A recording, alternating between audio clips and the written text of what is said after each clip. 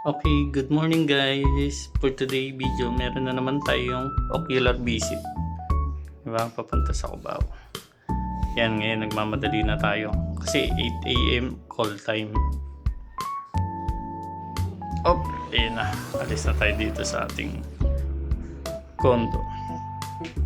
Papunta na tayo ngayon dun sa bibisitahin natin na magpapakabit of lines. Ayan. Diba? Bali, ang gusto nga pala ni client ng kulay ay color beige yan. Diba? Pero malapit pa lang tayo. Dito na pa lang tayo. Binabaybay natin itong sa Barte. Ang ano pala doon, mga kalahating oras papunta doon. Dito sa parting to, kulit ako. Biglang nag-message si client. Ayan. Ay, cancel pala. Bigla kasing umabsent yung tao niya, walang mag-a-assist sa akin. Kaya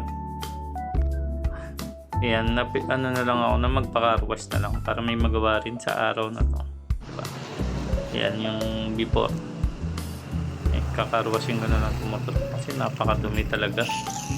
Kasi mga ilang araw nang umuulan, kailangan malinis naman to para hindi naman mukhang dumi yung motor natin. Yan nga pala, bali 5 pesos lang siya. Lakas ng pressure niya.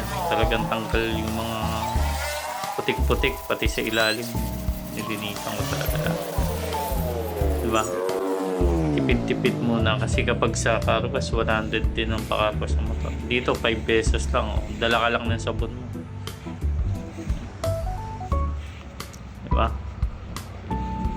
Talagang dilinisan ko yung ilalim yun. Tanggal ng putik talaga yan. Diba? Ayan, no. Malakas ang pressure talaga. Para meron naman tayong magawang activity for today. Diba? Pati yung gulong. Tinatagset ko talaga sa ano yun.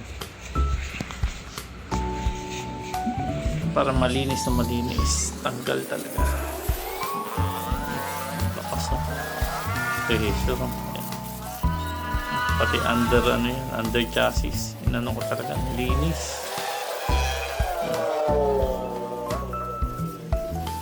Bali guys, kapag naglaglag ka pala ng 5 pesos dito, bali ano siya, 1 minute yung ano niya.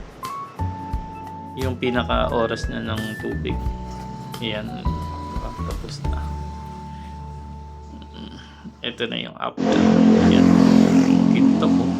Parang bagong-bago. So, yun lang guys. Ngayon, nandito na ako. Uwi na ulit. At, antay na lang mamaya after lunch sa isang ocular visit natin na malapit lang din dito sa area. So, ngayon, pahinga muna ako. Okay, tulog muna guys. Para mamaya sa trabaho ulit. Thanks for watching.